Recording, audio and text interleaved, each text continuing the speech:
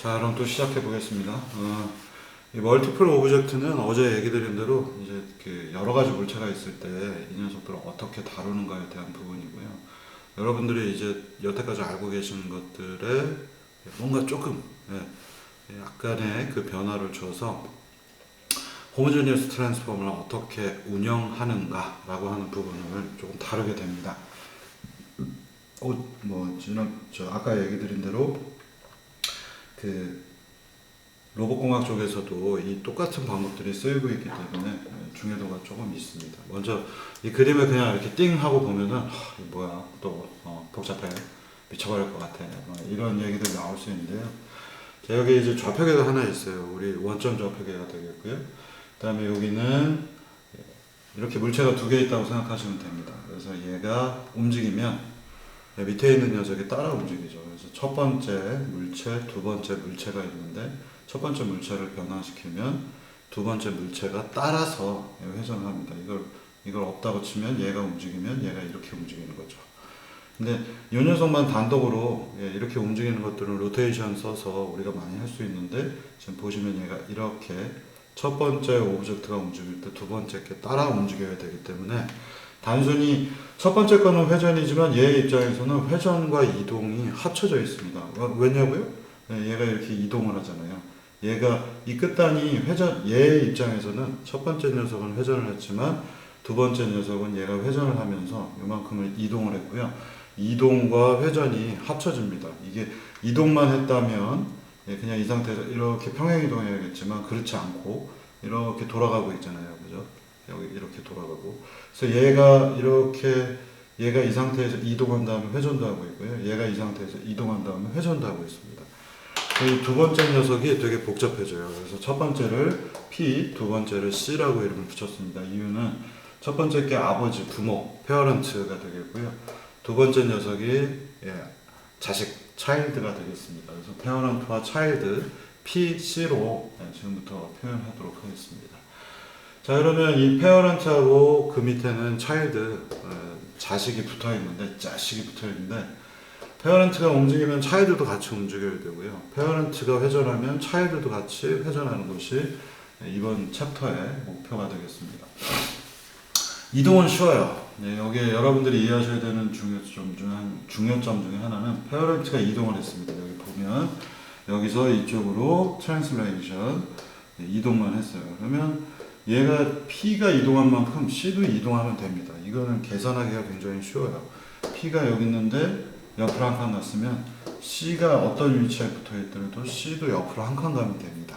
그래서 C가 회전을 했던 P가 회전을 했던 간에 P가 이동을 하게 되면 C의 입장, 그 밑에 있는 되게 많은 것들이 붙어 있더라도 걔네들은 다 같이 이동을 합니다. 그래서 사람, 예를 들어서 오브젝트가 있다면 사람이 여기 있는데 이렇게 왔다 갔다 할 거 아니에요. 그죠? 그러면 제 손만 가지고도 그냥 이동만 하면 되지 회전이라는 요소는 생기지 않습니다.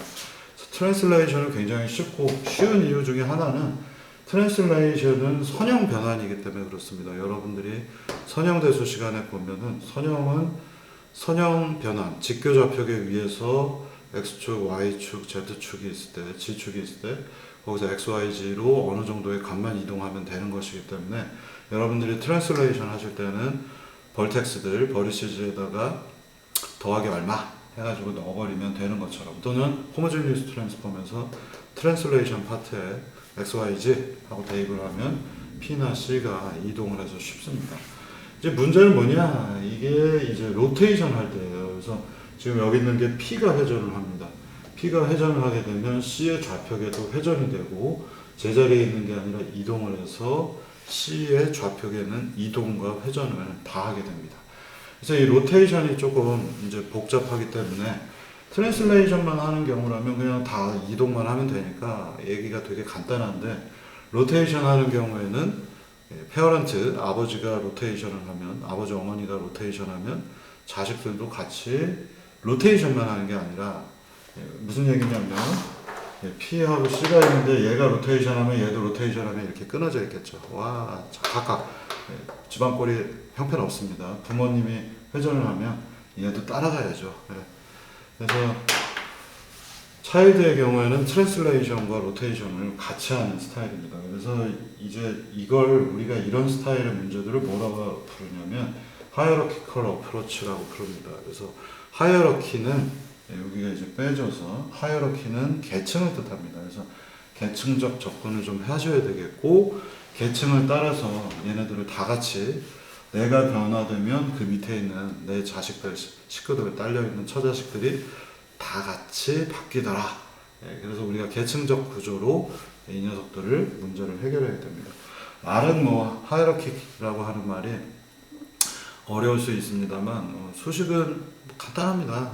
여러분들이 이러한 점 하나, 부모가 트랜스폼하면 그게 차일드에도 자식에도 영향을 준다라는 컨셉만 이해하시면 하이어러키컬 어프로치라고 하는 거는 기본 개념은 이미 다 이해가 되신 겁니다. 자, 수식으로 이제 보겠습니다. 왼쪽에서 먼저 한번 하고 그 다음에 오른쪽에서 조금 더 사례를 가지고 얘기를 하고요. 자, 먼저 페어런트가 현재 어디 붙어 있는지 보세요. 페어런트는 가운데 자기 좌표계를 가지고 있고요. 차일드도 자기 좌표계를 가지고 있습니다.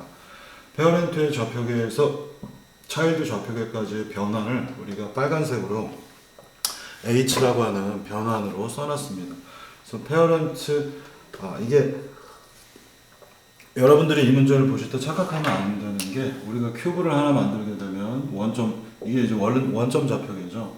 그 이 위에 박스가 하나 생기고 얘는 이렇게 생긴 원점하고 똑같은 좌표계를 하나 갖고 있을 거고요.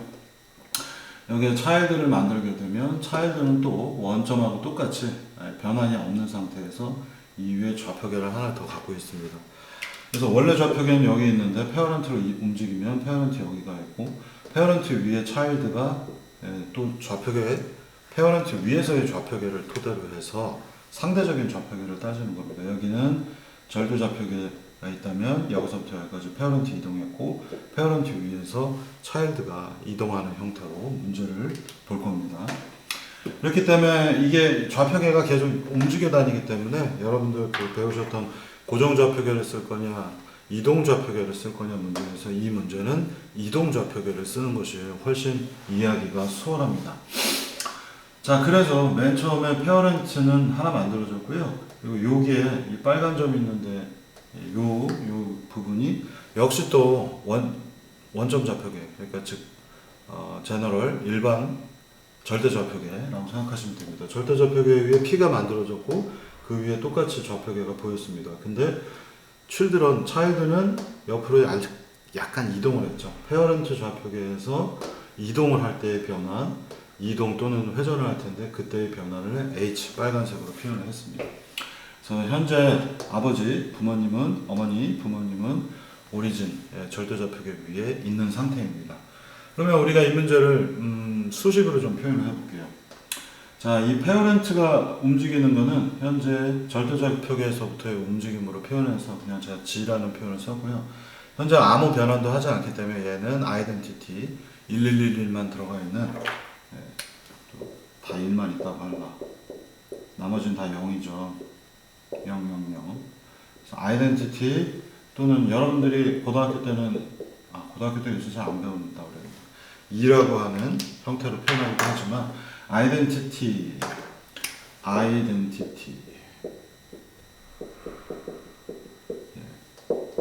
단위 행렬 뭐 이렇게도 부르고요.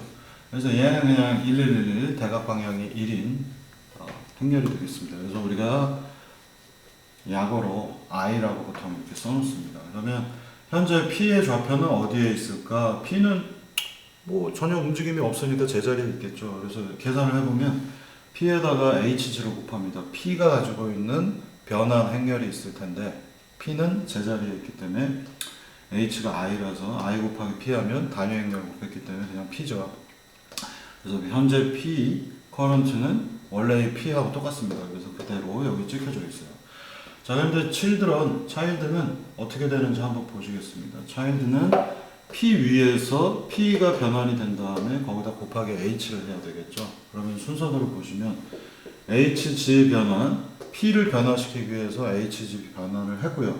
그 다음에 H만큼 또 변화를 하기 때문에 무빙 코디네이트, 뉴 코디네이트라고 불렀잖아요. 오른쪽에 빨간색으로 그려줘야 되겠습니다. 그래서 P의 변환 HG에다가 그 위에서의 또다시 H만큼 가는 여기서부터 여기까지 상대 변환을 합니다. 이 변환이 무빙 코디네이트라 오른쪽에 곱해져 있어서 HG 곱하기 H에다 C를 곱하니까 최종적으로 HG는 현재 I니까 없어지면서 HC 해서 얘가 이 그림이 그려진 겁니다. 여기서부터 여기까지의 뭐 눈으로 보시면 지금 이동 변환이죠. 트랜슬레이션이라 이 H는 아마 트랜슬레이션이 들어가 있을 겁니다. 근데 트랜슬레이션이냐 로테이션이냐를 따지지 말고 여기서부터 여기까지의 변화는 빨간색 H다. 그리고 부모 좌표계 위에서 상대적으로 트랜스폼한다 라고 알아두시면 되겠습니다.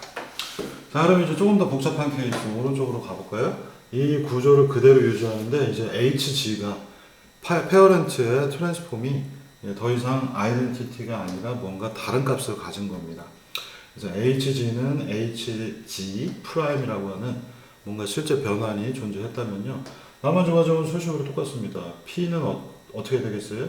원래 여기에 위치하고 있었는데 HG 프라임만큼 변환을 했으니까 여기로 움직였겠고 HG 프라임에다가 P 페어런트의 뭐 벌텍스 정보들이겠죠. 그걸 집어넣으면 P가 등장을 하겠습니다. 그래서 그림을 그리면 이렇게 그려지겠고 이 변환한 거 아버지가 변환한 거에다가 이 좌표계 위에서 H만큼 변환을 해야 되니까 HG 프라임에다가 오른쪽에 H를 곱해서 변환이 완성이 됐고 거기에 입력 C 차일드의 뭐 벌텍스 여러가지 정보를 집어넣으면 C 커런트 현재의 값이 등장을 합니다. 이게 기본 로직이에요.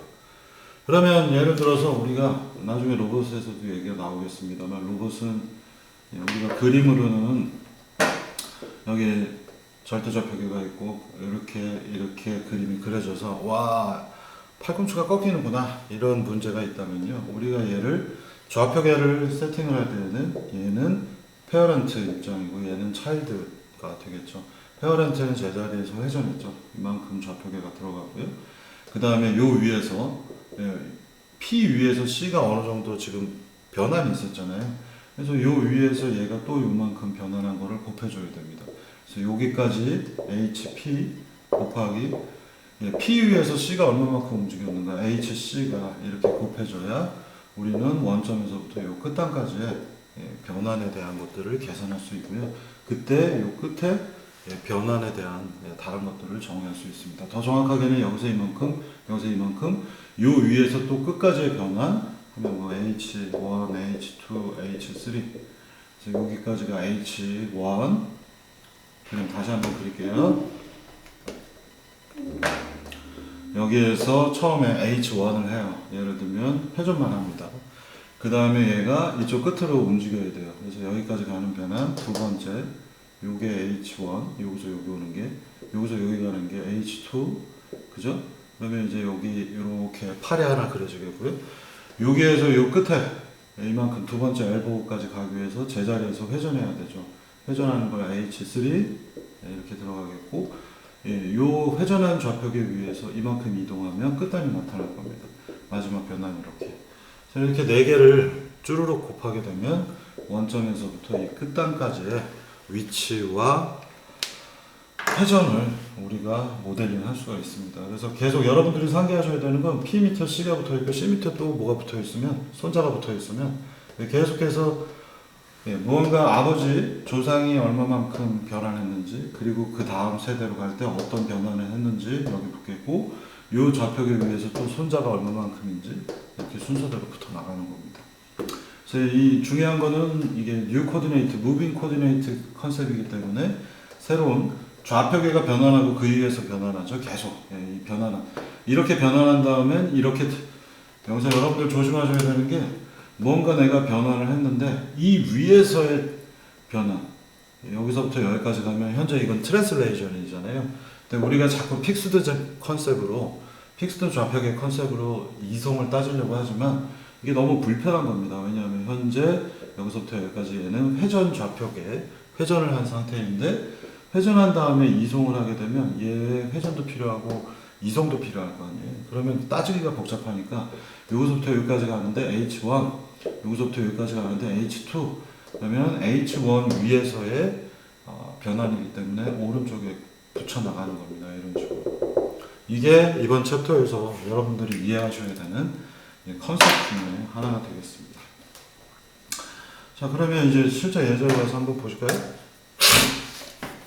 자, 이제 우리가 자동차를 만들려고 합니다. 그래서 자동차 이제 귀찮아서 유카라고 하는 클래스를 새로 만들었습니다. 클래스 만드는 부분에 대한 거는 오늘 한번 제가 소개를 하도록 하겠습니다.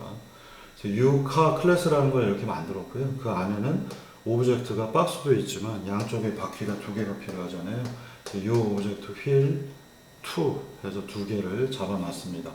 그다음에 이 자동차 자체에 트랜스폼 H가 있겠고, 뭐 벡터 이거 뭐 나중에 필요하면 쓰고 아니면 많은 이런 녀석이고요.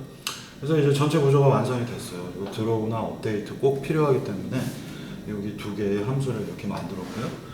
유카는 아까 말씀드렸던 HG 절대좌표계에서부터의 변화를 여기 H에다가 집어넣을 겁니다. 그러면 자동차는 어디론가 이렇게 왔다 갔다 하겠죠. 여기 절대좌표계가 있는데 처음에는 자동차가 이렇게 붙어 있지만 H 값을 변화시키니까 자동차는 이렇게 날아다니겠죠. 네? 자동차의 이게 좌표계입니다. 그러면 유카라는 좌표계, 여러분들이 여기서 이해하셔야 되는 건 무언가 원점이 있고 거기에 자동차를 그릴 건데 자동차 좌표계를 하나 만들었어요. 그게 바로 유카에 있는 H고요. 그 위에 박스를 하나 만듭니다. 그리고 요 좌표계로부터 박스까지의 좌표계는 뭐 여기 있는 H에 해당하겠는데요. 아이덴티티, 단위 연결이 되겠고 요 위에서 바퀴는 왼쪽으로 트랜스레이션, 오른쪽으로 트랜스레이션 해서 각각 H에다가 붙여놓도록 하겠습니다. 그래서 자동차 좌표계가 있고 그 안에 박스 좌표계가 있고 그 다음에 왼쪽 바퀴 좌표계, 오른쪽 바퀴 좌표계가 있도록 문제를 세팅한 게 바로 이 부분입니다. 박스, 휠 두 개. 그러면 이걸 진짜 풀 때는 어떻게 푸는지 한번 살펴보시겠습니다. 앞서서 페이지에서 설명했던 거하고 내용은 사실 똑같고요. 조금 더 여러분들이 혼란스럽만 잘 피해 가시면은 큰 문제는 없습니다. 그래서 유카는 원래 자기 자신의 좌표계를 갖고 있을 텐데 그 위에다 박스를 하나 만들었어요. 그래서 자동차 좌표계가 왼손이면 그 위에 박스 좌표계가 이렇게 지금 붙어 있는 상태이죠. 왜냐하면 H는 아이덴티티 처음에 만들었기 때문에 아무것도 없어서 단위행렬로 여기 박스하고 유카 좌표계가 같이 붙어 있습니다. 이런 데서 저는 좀 옛날에 90년부터 프로그래밍을 했기 때문에 메모리를 아낀다라고 하는 컨셉이 있는데요. 아니 자동차 좌표계하고 박스 좌표계가 똑같을 텐데 뭐하러 변수를 더 쓰나. 옛날엔 메모리가 부족해서 그랬습니다만 요새는 이거 두 개가 똑같다 하더라도 연산량도 얼마 되지도 않거니와 공간도 얼마 안 차지하기 때문에 모든 것들이 다 일관되게 만드는데 굉장히 큰 초점을 두고 있습니다. 그래서 이 오브젝트는 원래 H를 갖고 있으니까 박스, 레프트, 라이트, 휠 전부 다 H를 갖고 있는 형태로 모델링을 했습니다. 사실은 근데 똑같기 때문에 자동차 좌표계랑 박스 좌표계는 똑같아서 큰 의미는 없어요. 근데 어쨌거나 박스를 만들었습니다. 그리고 조심해서 얘기할 건 있네요. 정확하게 얘기하자면 이게 자동차 좌표계라면 처음에 박스를 만들면 이렇게 박스가 만들어지죠. 여기에 박스 좌표계가 있죠. 그래서 박스를 움직여서 자동차 좌표계의 가운데다 움직여야 될 겁니다. 그래서 박스.h 자동차 좌표계 위에서의 박스.h 자동차 좌표계 위에서 박스는 어디에 있어야 되는가? 이동해야 되니까 박스의 크기를 보시면 0.5, 0.1입니다. 그래서 지금 보시면 여기가 0.5, 이게 0.5, 이 길이가 1이기 때문에 가운데로 오려면 좌표계가 현재 여기 있기 때문에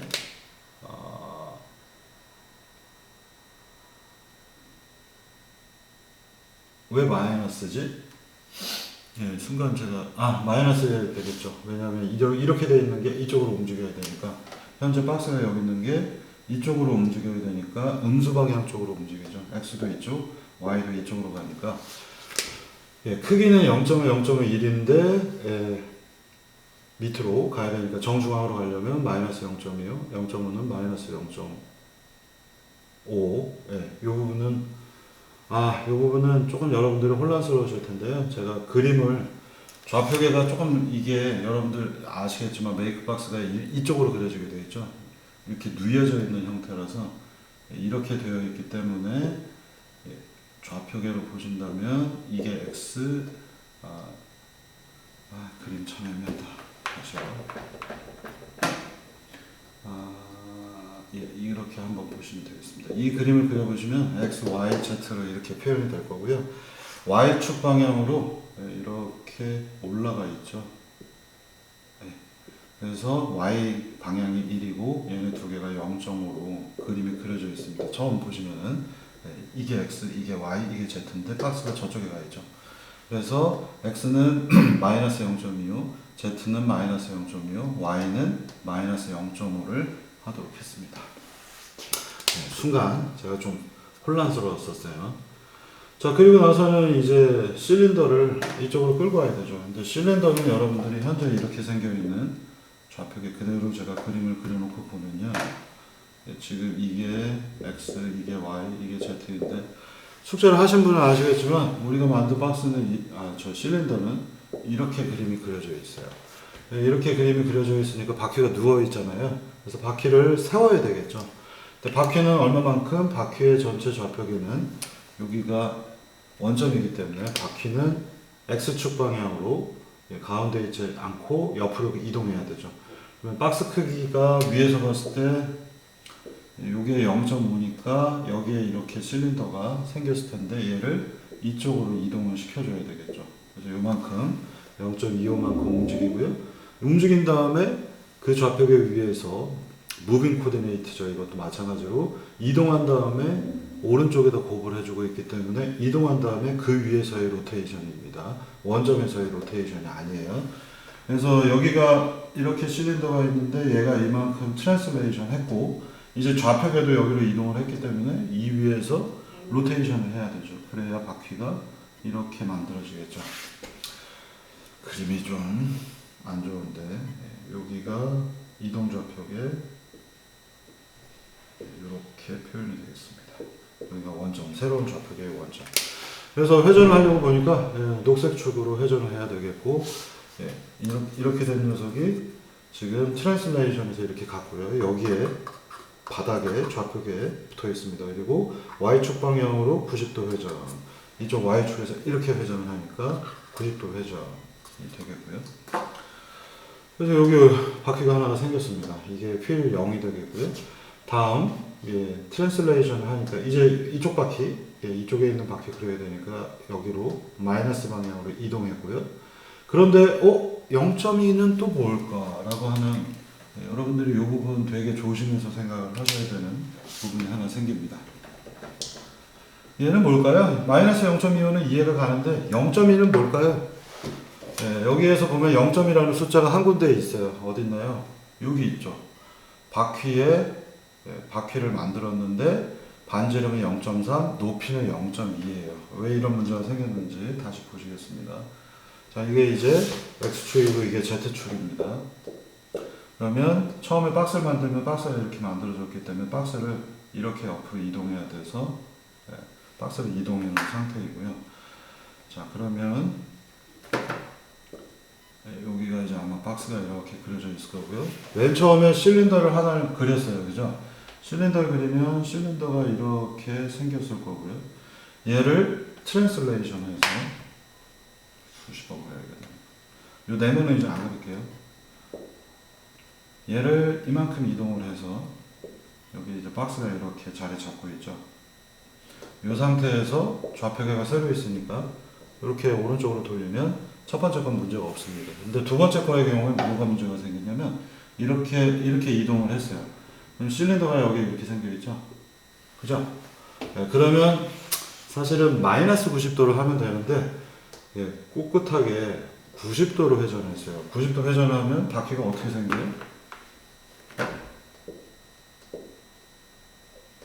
여기로 이동한 다음에 90도 회전을 하면 바퀴는 안쪽에 이렇게 생기겠죠. 여기 얘도 0.2 간 다음에 이동을 해서 이렇게 만들었는데 사실은 0.2를 빼고 마이너스 90도를 넣으면 이쪽으로 가겠습니다만 일부러 여러분들 한 번 더 이해를 해보시라고 이 컨셉을 넣은 겁니다. 그래서 90도로 회전을 해서 바퀴가 이쪽에 튀어나오려면 바퀴의 높이만큼의 더 이동을 해야 되겠죠. 그래야 여기까지 이동을 한 다음에 좌표계가 여기 있어서 90도 회전을 하면 바퀴가 왼쪽에 붙어 있는 것처럼 보일 겁니다. 그래서 바퀴의 높이에 해당하는 부분만큼을 더 이동을 하고 일부러 로테이션 Y 90도 했고요. 이 예제는 이렇게 하셔도 됩니다. 이렇게 해도 이와 같은 그림이 나오겠지만 여기서 똑같이 첫 번째 건 문제가 없고 마이너스 0점이 안 하고 이 부분에다가 마이너스 90도를 대입을 하면 사실은 똑같은 그림이 나옵니다. 물론 중심축은 어디 있는가? 얘의 경우에는 이 경우에는 여기에 실린더의 중심이 있게 설계가 되어 있고요. 여기 그림은 여기에 실린더의 중심이 있습니다. 근데 마이너스 0점이 지우고 마이너스 90도 하게 되면 자, 이 부분에 역시 중심이 있겠고요. 그 다음에는 이쪽으로 회전을 했기 때문에 이쪽 방향을 향하는 여기는 이쪽 방향을 향하겠고 얘는 이쪽을 향하면서 여기에 원점이 생기도록 바꿀 수가 있겠습니다. 그게 마이너스 90도이고 0점을 안 한 경우. 그런데 지금의 경우에는 어떻게 되어 있는가? 바퀴의 실제 축을 보시면은 바퀴는 여기 있고 얘는 여기에서 이쪽 방향을 향하는 이런 실린더가 만들어진 겁니다. 그래서 되게 여러분들이 소소한 차이입니다만 회전을 하게 되면 바퀴가 그리고 바퀴라는 게 여기서 그냥 실린더니까 여러분들이 잘 모르시겠지만 바퀴가 안쪽 면도 있고 뒤쪽 면도 있잖아요. 그래서 바퀴에 여기 뭔가 스티어링 휠들 뭐 이런 스티어링 휠이 아니라 바퀴에 뭔가 휠 커버 이런 것들이 있죠. 그게 보이게 하고 싶으면 여기 있는 방법처럼 하셔야 되겠고 여기서는 여러분들의 좌표계에 대한 개념을 돕기 위해서 마이너스 0.1을 빼는 형태로 똑같이 90도 회전하는 형태로 했습니다. 그래서 바퀴에 만약에 휠을 볼 수 있다면 얘의 경우에는 여기에 휠이 보일 거고요. 이 문제는 여기에 보이겠죠. 근데 이렇게 마이너스 90도로 하게 되면 얘는 여기 보이고 이쪽은 여기 이 왼쪽 부분에 휠 커버가 보이는 문제가 되겠습니다. 그래서 섬세하게 여러분들이 하나하나씩 따지면서 이게 무엇인지 한번 확인을 하시면 좋겠고요. 자, 그러면 이제 바퀴의 기본적인 모델링이 끝났어요. 하지만 이 상태에서 움직이게 되면 유카만 움직이거나 박스도 안 움직이고 휠도 안 움직일 겁니다. 그러면 이제 유카의 업데이트 부분을 토대로 해서 우리가 문제를 꼼꼼히 한번 따져보도록 하겠습니다. 자, 여기 이 왼쪽 그림을 보시면 조금 더 이해하시기가 편한데요. 맨 처음에 우리가 유카는 박스 하나, 실린더 2개 하고 만들면 그림은 그냥 이렇게밖에 안 보여요. 그러니까 박스가 원래 있는 위치 여기에 생길 거고요. 실린더 2개 만들려고 했으니까 제자리에 왜 하나는 어디 갔을까요? 여기 겹쳐 보이는 겁니다. 실린더가 여기 2개가 겹쳐져서 있습니다. 그래서 얘네들을 변환을 해서 오른쪽과 같이 만들어 주셔야 이렇게 자동차 형태의 그림이 나옵니다. 자, 이때의 박스는 박스 드로우, 휠 드로우, 휠 두 번째 드로우 하면 그림은 잘 그려지게 되고 우리는 호모제니어스 트랜스폼을 맞춰가지고 첫 번째 모델링을 했습니다. 근데 이제부터 이동을 해야 되죠. 이동을 하게 되면 여기에 있는 H가 서로 어떻게 연결되어야 되는지 그 부분을 앞서의 수식 바로 이런 수식들을 사용을 해서 마저 문제를 풀어보도록 하겠습니다. 자, 이 U 오브젝트 업데이트는요, 지금부터 이제 조금 복잡한 거를 넣을 겁니다. 그래서 이게 아버지가 있는 경우에는 아버지의 변환을 가져오려고 하는 겁니다. 자, 이게 관점은 여러분들의 C++이기 때문에 얘의 경우에는 아버지가 없죠. 아버지 없는 자식, 단군이 되고요. 얘의 경우에는 C, 차일드이니까 얘는 아버지가 있죠. 그래서 아버지가 있다면 아버지에서부터 내가 어떻게 변화했는지를 가져오고 싶은 거고요. 거꾸로 잘못 얘기했습니다. 얘의 입장에서, 차일드의 입장에서는 내가 전 좌표계에서 얼마만큼 이동했는지 H를 가지고 다니잖아요. 모든 U 오브젝트는 이 안에는 H라고 하는 U 오브젝트의 H, 변환에 대한 것들을 갖고 있습니다. 그래서 P는 자기 자신이 얼마나 변화했는지 변화를 갖고 있고 C는 자기 자신이 얼마만큼 변화했는지 가지고 있는데 문제는 요 C가 갖고 있는 좌표계 위에서 자기가 얼마만큼 움직였는지 알려주는 것들이 H잖아요. 이 오브젝트가 이동한 다음에 내가 그 좌표계 위에서 얼마만큼인지 알고 있는데 제가 자꾸 말을 오늘 혼란스럽게 하고 있네요. 이 오브젝트는 좌표계를 가지고 있고 이 오브젝트가 이 좌표계 위에서 얼마만큼 이동을 할지를 통해서 그림을 그리는 구조로 되어 있습니다. 이게 바로 H가 되겠죠. 여기서부터 여기 자기 좌표에 의해서 오브젝트가 얼마만큼 이동했는가, 그게 바로 정의 H가 되겠습니다. 자, 그런데 그 전에 내가 좌표계가 원점 좌표계가 아니고 전에 다른 좌표계가 있다면 그 전에 다른 좌표계가 얼마만큼 이동했는지를 알아야 내가 거기에 맞춰서 절대 좌표계의 그림을 그리겠죠. 바로 전에서 내가 얼마만큼 이동했는지를 알고 싶어서 이제 아버지라고 하는 아버지가 있는지 없는지를 확인하는 코드를 추가해 넣겠습니다. 자, 예를 들면 이런 겁니다. 6화는 H도 있지만 이제 아버지로부터 얼마만큼 이동했는지를 알려주기 위해서 HG라고 하는 새로운 변수를 하나 추가하겠습니다. 그래서 6화는 현재 여기 빨간색 좌표계에 이 위에 있어요. 근데 이 위에서 박스가 얼마만큼 움직였는지, 휠이 얼마만큼 움직였는지를 알려주는 이때의 변환들이 박스와 휠에 각각 들어가 있죠. 그래서 6화는 여기 있는데 아까 박스.h에 뭘 넣으니까 박스가 여기다가 이쪽으로 왔고요. 휠이 여기다가 이렇게 뒤집혔죠. 그래서 이 6화 좌표계가 있고 절대 좌표계에서부터 6화까지의 좌표를 HG라고 표현을 했습니다. 그래서 이때의 그림은 어떻게 그리냐면요. 박스나 휠은 6화가 얼마만큼 움직였는지를 알아야 되겠죠. 6화 좌표계에 의해서 이만큼 움직이는 것들이 박스하고 휠에서 사용이 돼서 6화에서 약간만 뒤로 와라 해서 박스가 이만하게 그려졌고요. 6화에서 이렇게 이동한 다음에 회전해라 해서 바퀴가 그려졌고, 여기서 이만큼 간 다음에 회전해라 해서 바퀴가 이렇게 그려진 상태입니다. 그런데 이 모든 세 개의 오브젝트는 6화 위에만 정의가 되어 있기 때문에 HG, 여기서부터 6화까지의 변화에 해당하는 빨간색 HG를 같이 곱해줘야 그림이 제대로 그려지겠습니다. 그래서 여기서부터 이제 이 오브젝트의 업데이트를 수정을 합니다. 이 전까지는 이 오브젝트는 HG, 페어렌트 트랜스폼이라는 걸 고려하지 않고 자기 자신의 트랜스폼만 따져가지고, 원래는 HG가 없었고 H 곱하기 P 벌텍스였는데 아버지, 그 전에서부터 내가 원래 얼마만큼 변환되어 있는가 라고 하는 아버지의 변환에 해당하는 HG를 변수로서 아예 넣어버렸습니다. 그래서 6화는 이제부터 H하고 HG, 내가 절대 좌표계에서 얼마만큼 또는 전 좌표계에서 얼마만큼 변화했는지 알려주는 요소를 넣겠습니다. 자, 그래서 이제 이 부분을 잘 보시면요. 6화를 업데이트할 때 6화 자체에 어떤 변환이 있었잖아요. 아까 보시면 6화 안에 H, 6화는 얼마만큼 갔는가 이걸 알려주는 게 있었기 때문에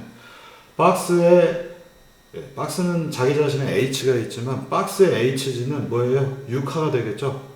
그래서 박스의 전 스텝, 박스의 아버지에 해당하는 변환을 아버지인 6화의 변환으로부터 그대로 가져옵니다. 그리고 휠은 아버지에 해당하는 6화의 변환을 가져와서 HG에다 저장을 해놨습니다. 자, 그럼 이제 의미적으로 보시면요. 박스를 그림을 그리려고 하면 항상 여기로 돌아와 보세요. 다 U 오브젝트잖아요. 박스는 U 오브젝트니까. 박스를 그리려고 하면 HG를 먼저 곱해요. HG는 뭐냐? 6화의 좌표계가 여기 대입이 됐잖아요. 그래서 6화의 변환에다가 자기 자신의 변환, 여기서 아까 박스가 여기다가 이쪽으로 움직였잖아요. 그 H가 곱해지고 그 위에다가 버리시즈를 곱해줍니다. 이런 식으로 하게 되면 휠도 마찬가지예요. 휠이 이 부분에서 이 오브젝트 업데이트 되는데 휠이 갖고 있는 HG는 뭐냐? 이렇게 대입을 해놨기 때문에 6화에 업데이트해서 대입을 해놨기 때문에 휠은 HG가 카의 좌표계, 여기서부터 요거 HG를 6화의 H를 휠의 페어렌트에 호모제니어스 트랜스폼에다 대입을 해놨죠. 그래서 휠이 그려지면은 HG를 가져다 쓰고요. HG는 여기서부터 여기까지 관계 여기 들어갔겠고, 그 다음 자기 자신의 변환 H가 곱해집니다. 여기서 이동한 다음에 트랜슬레이션, 그러면 그림이 제대로 그려지겠죠.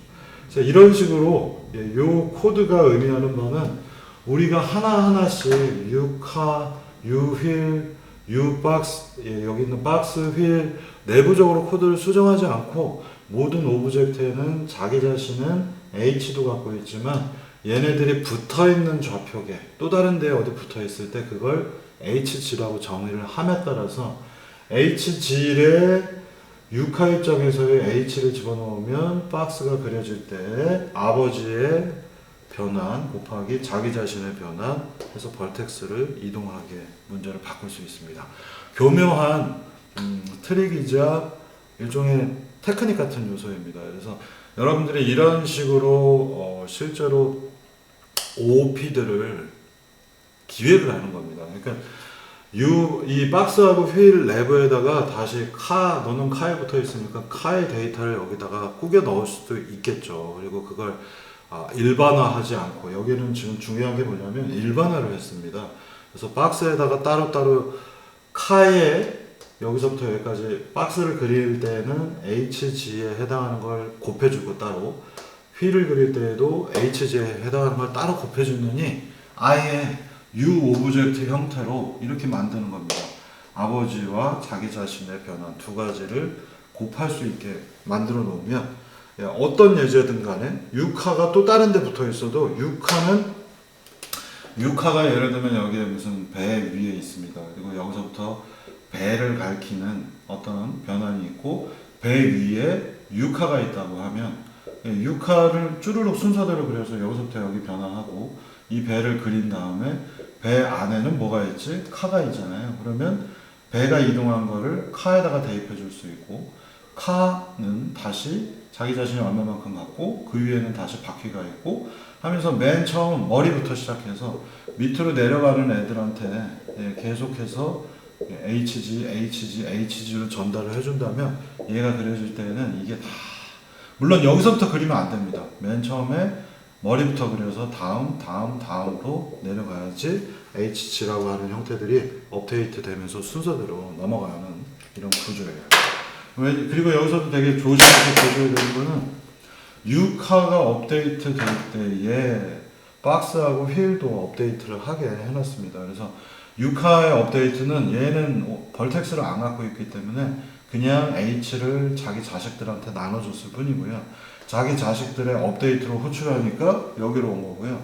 박스점 업데이트가 업데이트 될 때에 아버지의 좌표계 HG 바로 카의 좌표계가 여기 투입됐고 이제 박스 자체에 H를 변환하고 박스가 이동을 했죠. 그리고 벌텍스를 대입하기 때문에 깔끔하게 코드가 완성이 되는 겁니다.